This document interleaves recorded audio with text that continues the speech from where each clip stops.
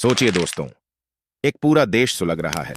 संसद की इमारतों में आग लगी है, सड़कों पर लाखों की भीड़ है और हालात इतने बिगड़ गए हैं कि प्रधानमंत्री तक को कुर्सी छोड़कर भागना पड़ रहा है।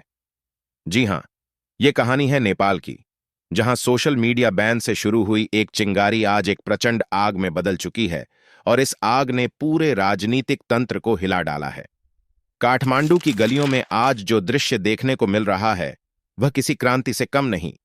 सरकार ने अचानक फेसबुक, इंस्टाग्राम, एक्स और रेडिट जैसे सोशल मीडिया प्लेटफॉर्म्स पर बैन लगाने का आदेश दिया।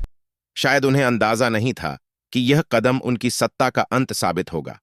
सोशल मीडिया पर सबसे ज्यादा सक्रिय जेन जेड यानी युवा पीढ़ी ने इसे अपनी अभिव्यक्ति की आजादी पर सीधा हमला माना और देखते ही देखते सड़कों पर उतर आई। शुरुआत में प्रदर्शन शांतिपूर्ण थे, लेकिन जैसे जैसे पुलिस ने सख्ती दिखाई वैसे वैसे जनता का गुस्सा फूट पड़ा। संसद भवन के बाहर आगजनी, गाड़ियों का जलना और भीड़ का बेकाबू होना, इन सब ने पूरे नेपाल को हिलाकर रख दिया। पुलिस की गोलियों से अब तक 19 से ज्यादा लोगों की मौत हो चुकी है, जबकि सैकड़ों घायल अस्पतालों में इलाज करा रहे हैं। हालात बिगड़ते देख सरकार ने सोशल मीडिया बैन वापस ले लिया, लेकिन तब तक बहुत देर हो चुकी थी। जनता का गुस्सा नेताओं के खिलाफ फट पड़ा था।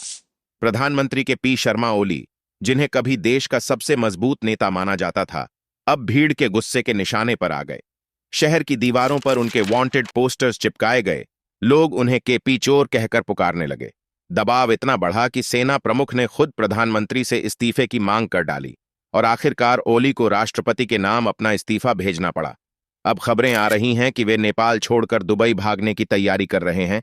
यहां तक कि उनके लिए प्राइवेट जेट भी तैयार बताया जा रहा है। लेकिन कहानी यहीं खत्म नहीं होती। ओली के इस्तीफे के साथ साथ कई बड़े मंत्रियों ने भी पद छोड़ दिया है। गृह मंत्री, कृषि मंत्री और स्वास्थ्य मंत्री सभी ने अपने इस्तीफे सौंप दिए।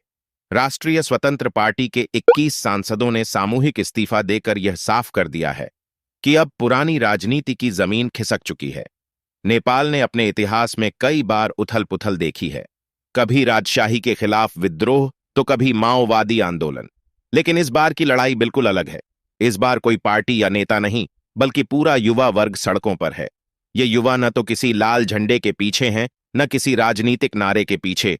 ये सीधे सीधे भ्रष्टाचार, बेरोजगारी और सत्ता के दुरुपयोग के खिलाफ खड़े हुए हैं। आज नेपाल का हर नागरिक यही पूछ रहा है, क्या अब नए चुनाव होंगे? क्या नया नेतृत्व सामने आएगा? या फिर वही पुराने चेहरे किसी नए रंग में लौटकर सत्ता पर काबिज हो जाएंगे?